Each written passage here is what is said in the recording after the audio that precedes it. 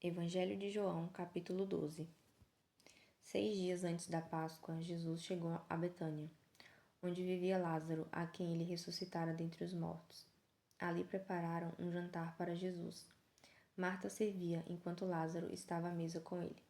Então Maria pegou uma litra de nardo puro, que era um perfume caro, derramou-o sobre os pés de Jesus e os enxugou com os cabelos. E toda a casa se encheu com a fragrância do perfume. Entretanto, um dos seus discípulos, Judas Iscariotes, que mais tarde iria traí-lo, objetou: por que este perfume não foi vendido e o dinheiro dado aos pobres? Seriam 300 denários. Ele não falou isso por se interessar pelos pobres, mas porque era ladrão e, sendo responsável pela bolsa de dinheiro, costumava tirar o que nela era colocado. Jesus respondeu: deixa em paz. Ela guardou esse perfume para o dia da preparação do meu sepultamento. Pois os pobres vocês sempre terão com vocês, mas a mim nem sempre terão. Enquanto isso, uma grande multidão de judeus, ao saber que Jesus estava ali, veio não apenas por causa de Jesus, mas também para ver Lázaro, a quem ele ressuscitara dentre os mortos. Assim, os chefes dos sacerdotes fizeram planos para matar também Lázaro, pois por causa dele muitos estavam se afastando dos judeus e crendo em Jesus. No dia seguinte, a grande multidão que tinha ido para a festa ouviu falar que Jesus se dirigia a Jerusalém. Pegaram ramos de palmeiras e saíram ao seu encontro, gritando: Hosana! Bendito é o que vem em nome do Senhor. Bendito é o Rei de Israel. Jesus conseguiu um jumentinho e montou nele, como está escrito: não tenha medo, ó filha de Sião. Eis que o seu rei vem montado em um jumentinho. A princípio, seus discípulos não entenderam isso. Só depois que Jesus foi glorificado, se lembraram de que essas que fizeram a ele estavam escritas a seu respeito. A multidão que estava com Jesus, quando ele chamou Lázaro do túmulo e o ressuscitou dentre os mortos, continuou a espalhar o fato. Muitas pessoas, por terem ouvido falar que ele realizara tal sinal milagroso, foram ao seu encontro. Assim os fariseus disseram uns aos outros: não conseguimos nada. Olhem como o mundo vai atrás dele. Entre os que tinham ido adorar a Deus na festa da Páscoa, havia alguns gregos.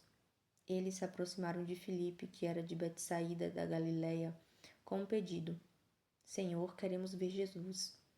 Filipe foi dizê-lo a André, e os dois juntos o disseram a Jesus. Jesus respondeu: chegou a hora de o Filho do Homem ser glorificado. Em verdade lhes digo que, se o grão de trigo não cair na terra e não morrer, continuará ele só, mas se morrer, dará muito fruto.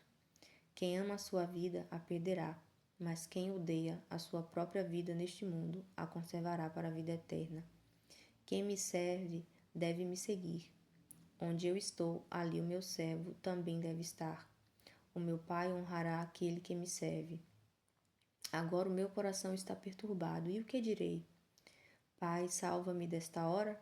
Não, eu vim exatamente para isto, para esta hora. Pai, glorifica o teu nome. Então veio uma voz do céu: eu já o glorifiquei, e o glorificarei novamente.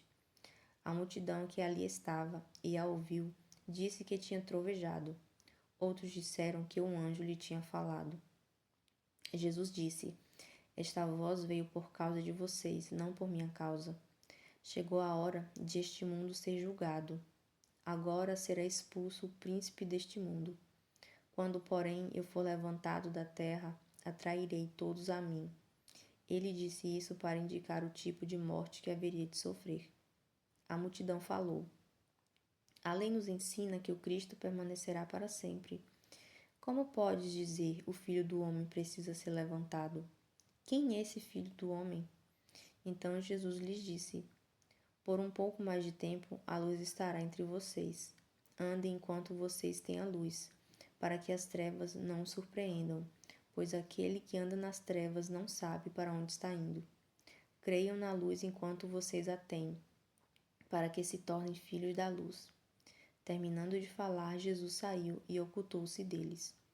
No entanto, apesar de Jesus ter feito tantos sinais milagrosos diante deles, não creram nele. Isso aconteceu para se cumprir a palavra do profeta Isaías, que disse: Senhor, quem creu na nossa mensagem? E a quem foi revelado o braço do Senhor? Por essa razão, eles não podiam crer, porque, como disse Isaías em outro lugar, cegou seus olhos e endureceu-lhes o coração, para que não vejam com os olhos, nem entendam com o coração, nem se convertam e os cure. Isaías disse isso porque viu a glória de Jesus e falou sobre ele. Ainda assim, muitos líderes dos judeus creram nele, mas por causa dos fariseus não confessavam a sua fé, com medo de serem expulsos da sinagoga, porque amaram mais a glória dos homens que a glória de Deus. Então Jesus disse em alta voz: Quem crê em mim, crê não apenas em mim, mas naquele que me enviou. Quem vê a mim, vê aquele que me enviou. Eu vim ao mundo como luz, para que todo aquele que crê em mim não permaneça nas trevas. Se alguém ouve as minhas palavras e não lhes obedece, eu não julgo, pois não vi para julgar o mundo, mas para salvá-lo. Há um juiz para quem me rejeita e não aceita as minhas palavras. A própria palavra que proferiu condenará no último dia.